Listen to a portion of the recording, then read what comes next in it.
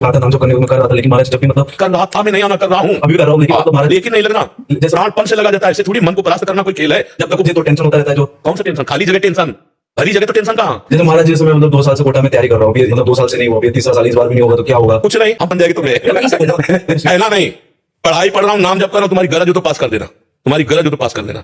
जहां रखोगे जैसे रहोगे वैसे रहूंगा, आपको पुकारता रहूंगा, आपका स्मरण करता रहूंगा, माया पर विजय प्राप्त हो जाएगी। अपने करने से कितना मुड़ पाएंगे, और जब गोद में लेके उड़ेंगे तो बहुत ऊंचाई पे चढ़ जाएंगे। इस पर ध्यान रखना। अपने भगवान के भरोसे उन्नति ही उन्नति। और पहले था कि अगर पत्र लिख दिया जाए तो जिसके लिए लिखा जाता था, धर्म कहता था, बीच में खोल के नहीं पढ़ना, उन्हीं के वर के लिए उनको पत्र लिखा, और उनके जो बेटे थे उनको लिखा कि बेटा ये पुरुष जिसको मैं भेज रहा हूं, जाते ही विष दे दिया जाए, जाते ही भोजन में विष, हलाल, तुरंत मर जाना चाहिए। तो उन्होंने ऐसे खोस लिया मुकुट के साइड में और गए। भगवान की इच्छा, उस दिन उपवन में उन्होंने अपना घोड़ा रोका कि थोड़ी देर बाद चले जाएंगे उपवन में, और उपवन था राजकुमारियों का, और उसमें आई थी उनकी बेटी जिसका नाम था विषया। खेल खेल में देखा कि कोई राजकुमार ऐसे विश्राम कर रहा है मेरे राज्य में, नजदीक गई, चिट्ठी देखी, चिट्ठी निकाली, खोली, लिखा था कि जाते ही विषया विष दे देना, जाते ही विष दे देना। तो पिताजी की बुद्धि खराब हो गई, इतना सुंदर राजकुमार इसको विष दे देंगी, उसका नाम विषया था, तो विष के आगे केवल या बना दी थी, तो काजल की रेख से जो दूब का ऐसे लेके वैसे काजल करके या बना दिया विषया, जाते कुछ बिना विचारे जाते ही विषया दे दे, और खोज दिया, चली गई।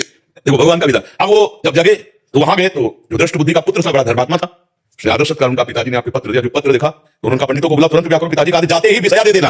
अब बेटी से ब्याह हो गया, 2-4 दिन में कोई सूचना नहीं पहुंची, तो दृष्ट बुद्धि ने कहा मामला क्या है। वो जब लौट के आए तो बड़ा पूरा नगर सजा था, उत्सव, उनका क्या उत्सव, बोले आपकी बेटी का ब्याह हो गया। किससे? बोले आपने राजकुमार भेजा था। अब उनको समझ में आया कि प्रारब्ध इतना बलवान होता है। जब घर के अंदर गए तो देखा बेटी, और तो उसने कहा तुम्हें जिंदा तो नहीं रहने, मन में सोचा अच्छा बेटी भी दवा रहे। 4 जल्लादों को बुलाया, देवी के मंदिर में जाओ, उससे कहा बेटा अब तो दामाद हो गए हो तुम, पहला पूजन हमारे यहाँ देवी का होता है, अकेले जाया जाता है। उनको भय तो था नहीं, भगवान के तो भक्त थे, बोले आप पूजन करके आओ, बहुत प्रसन्नता हुई कि आपके साथ दामाद। और अंदर से जल रहा था, और उधर 4 जल्लाद लगा दिए देवी के मंदिर में, अब अकेले देवी के मंदिर में। और इधर जो बादशाह था, बादशाह से पंडित लोग विचार के कह रहे कि इस समय यदि आप राजगद्दी पर बैठेंगे तो अकाल पड़ जाएगा, आपका विनाश हो जाएगा, इस समय कोई दूसरा तत्कालीन राजा होना चाहिए, कुछ क्षण के लिए ही चाहे। तो उनका कौन हो सकता है? तो वहां दृष्ट बुद्धि के जो बेटे थे वो वहां किसी कार्य से, उनका हमारे जीजा ऐसे है, बड़े तेजस्वी प्रतापवान, आप देखेंगे, तो उनका इसी समय लाओ। तो वो दौड़े, पूछा कि कहां? बोले देवी पूजन करने के बाद से पता चला। वो दौड़ के गए, बोले देवी पूजा हम कर लेंगे, तुम जाओ, बादशाह बुला रहा है। अब ये जो मंदिर पहुंचे काट के फेंक दिए गए, और वो बादशाह के पास गए, बादशाह ने तत्काल ताज रख दिया। दृष्ट बुद्धि को बुलाया कि नए राजा के स्वागत के लिए आप आइए। अब वो तो बादशाह है, सामने जो पोते, तो दृष्ट बुद्धि कांप गए। इशारे से पूछा कि हमारे पुत्र कहां? बोले देवी पूजन वाले, बोले तो मार डाला गया होगा, पता लगा तो मार डाला गया।